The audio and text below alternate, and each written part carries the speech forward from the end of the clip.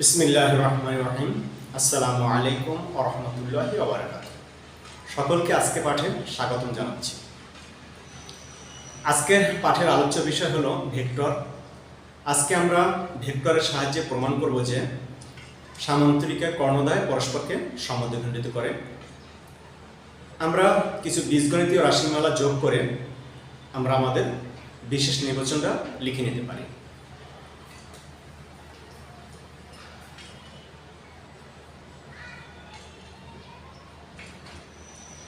বিশেষ নির্বাচন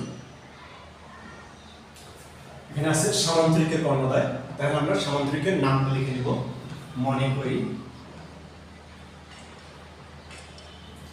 A B C D সামান্তরিকের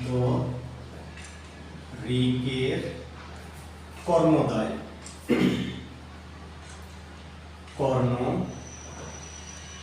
সামান্তরিকের কর্ণদ্বয় AC এবং বিডি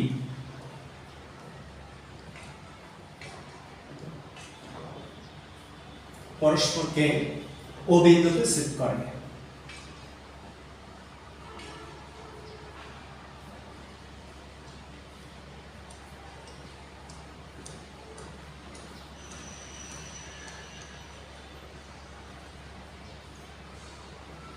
প্রমাণ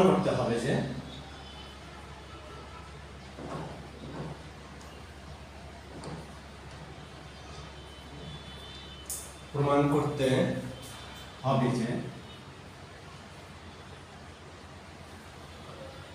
AO is equal to OC এবং BO is equal to OD। তাহলে আমরা আমাদের প্রমাণ শুরু করতে পারি। প্রমাণ মনে করি বা ধরি AO সমান সমান ধরি AO is equal to vector চিহ্ন ব্যবহার করব। এবার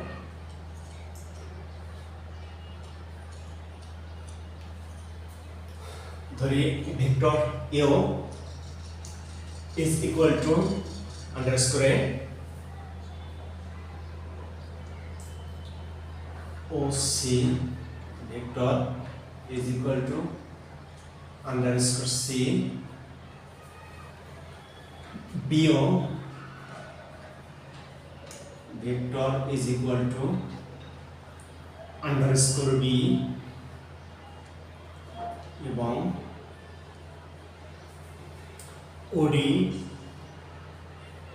vector is equal to underscore D।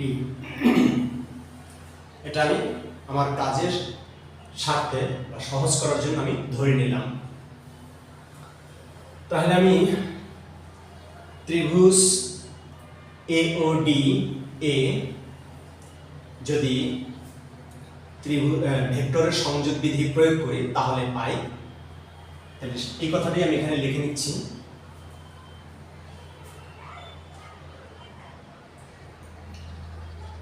ত্রিভুজ AOD এ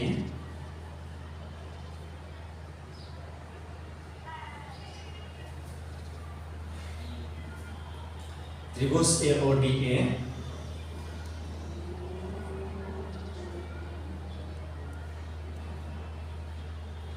ভেক্টরের যোগ বিধি অনুসারে পাই।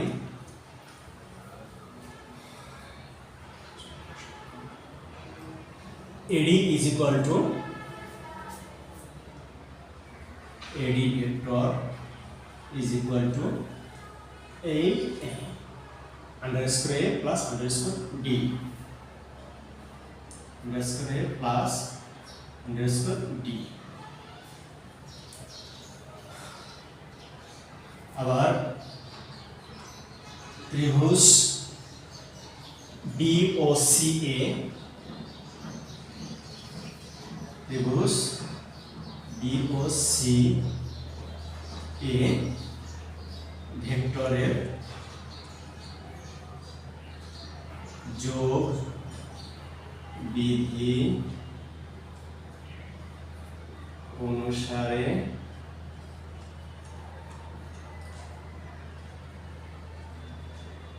পাই এই শুরু এই অর্থাৎ vector BC is equal to vector BC is equal to underscore B plus underscore C underscore B plus underscore C।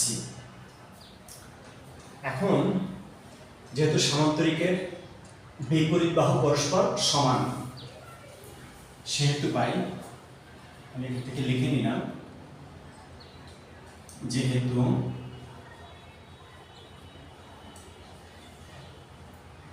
AD vector is equal to BC vector, অতএব সরি এখন AD এর মানটা বসাই দিতে পারি। AD এর মান হলো আমার, আমি নিচে লিখি, প্রয়োজন হলে সামনে জায়গায় নেব, আমি নিচে লিখি। AD এর মানটা বসাই underscore A plus underscore D is equal to BC এর মানটা বসাই underscore B plus underscore C।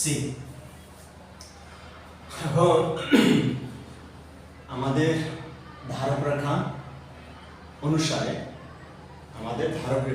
আমি C কে বাম পক্ষে নিয়ে আসবো এবং D কে ডান পক্ষে নিয়ে যাব। আমার ধারক রেখা অনুসারে ধারক রেখার দিকে তাকিয়ে কাজটা করতে হবে। তাহলে লিখতে পারি underscore A minus underscore C is equal to underscore B minus underscore D। আমি এখানে পক্ষান্তর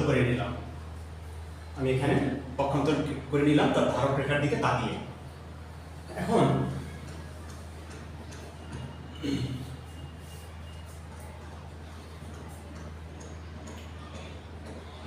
এখানে আমাদের সূত্র প্রয়োগ করতে হবে। এখন সূত্র হলো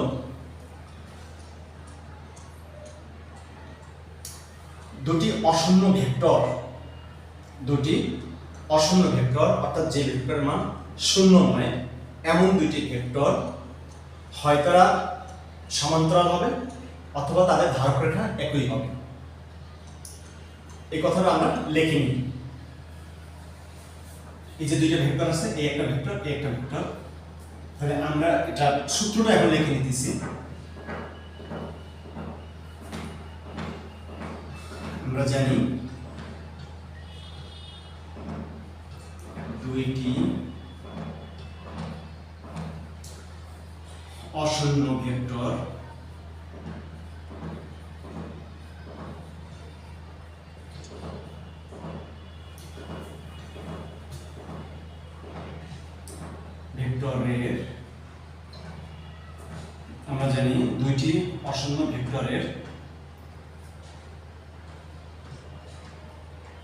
দুইটি সমান অশূন্য ভেক্টরের সরি আমি একটু লেখাটা ঠিক করে নিই। দুইটি সমান অশূন্য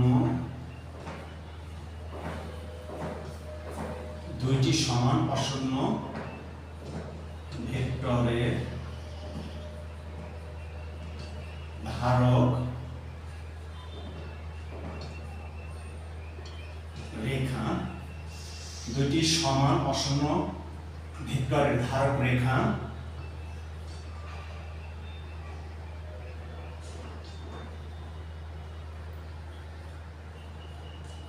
একই অথবা সমান্তরাল হবে। এটা হচ্ছে আমাদের শর্ত। আমাদের জানা আছে দুইটি সমান অশূন্য ভেক্টরের ধারক রেখা একই অথবা সমান্তরাল হবে। কিন্তু আমরা এখানে দেখতেছি, আমি এখান থেকে জায়গা বের করে নিলাম, কিন্তু আমরা দেখতেছি যে এই যে ভেক্টর দুটি আমরা এখানে লিখে নিতে পারি, কিন্তু ভেক্টর দুটোর নামও লিখে নিতে পারি, underscore a minus underscore c এবং underscore b minus underscore d। এই যে ভেক্টর দুটি, এই ভেক্টর দুটির ধারক রেখা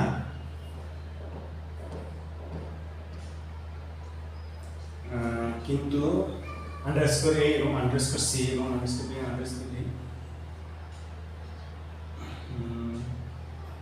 ভেক্টর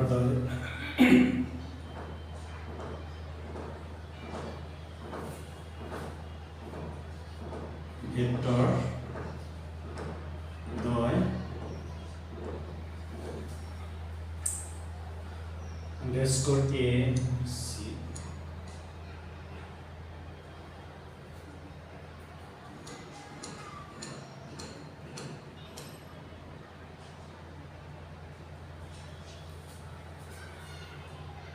ভেক্টর দ্বয়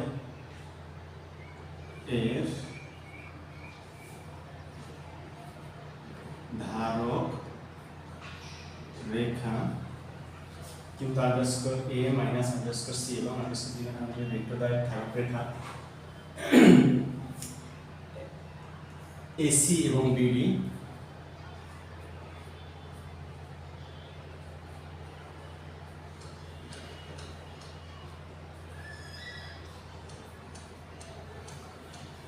পরস্পর ছেদি এবং অসমান্তরাল।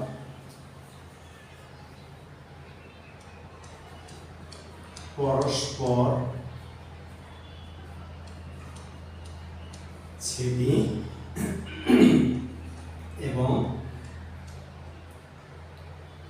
অসমান্তরাল। একটু লক্ষ্য করি, underscore a minus underscore c, underscore a underscore c তাদের ধারক রেখা হলো ভেক্টর AC। আবার underscore b minus underscore b, underscore b minus underscore d এদের ধারক রেখা BD, এদের ধারক রেখা BD তারা পরস্পর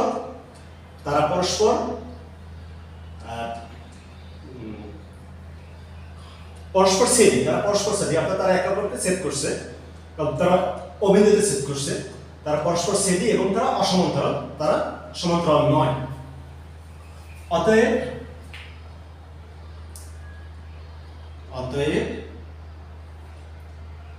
vector দ্বয়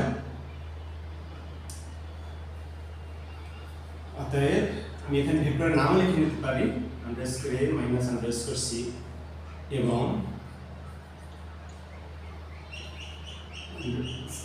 b minus underscore d vector দ্বয়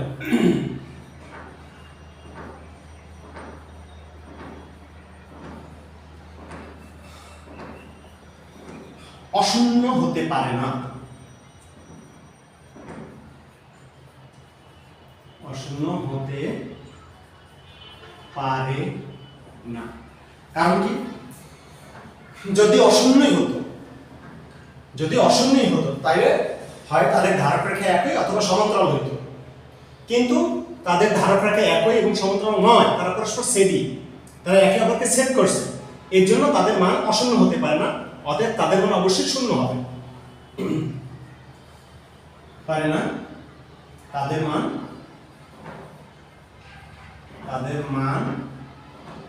শূন্য হবে, তাদের মান শূন্য, তুমি এখানে লিখে নিই হবে।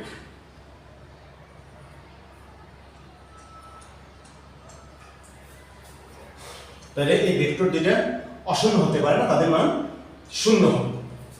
তাহলে আমরা লিখে নিতে পারি underscore a minus underscore c is equal to 0 এবং underscore b minus underscore d is equal to 0, যেহেতু তাদের মান 0 হবে। তো কাজে আমরা এখানে আবার কাজ করতে পারি underscore a is equal to underscore c এবং underscore b is equal to underscore d। এখন আমি পরম মান ব্যবহার করতে পারি, কারণ পরম মান শব্দের অর্থ হয়েছে শুধুমাত্র মান, কোনো দিকে প্রয়োজন নেই। পরম মান শব্দের অর্থ হয়েছে শুধুমাত্র মান, কোনো দিকে প্রয়োজন নেই। তো এটা যদি আমি এখন আন্ডারস্কোরের উপরে যদি এখন পরম মান ব্যবহার করি,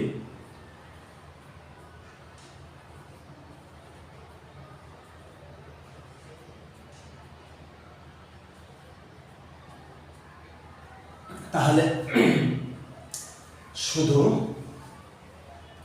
a is equal to c এবং b is equal to d হয়।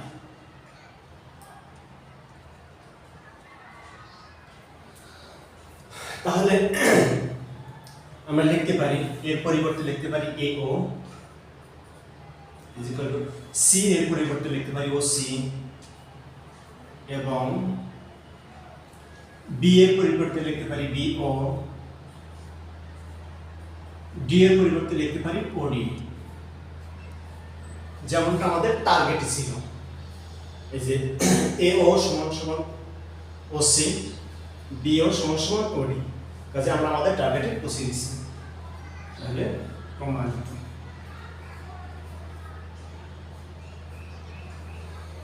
আচ্ছা, আশা করি বুঝতে অনেক সহজ হয়েছে। আল্লাহ তাআলা সকলকে বুঝার তৌফিক দান করুন। আল্লাহ তাআলা সকলকে ভালো রাখুন, সুস্থ রাখুন। সবাইকে আগামী পাঠে আমন্ত্রণ জানিয়ে আজকে পাঠ এখানে শেষ করছি। আসসালামু আলাইকুম ওয়া রাহমাতুল্লাহি ওয়া বারাকাতুহু।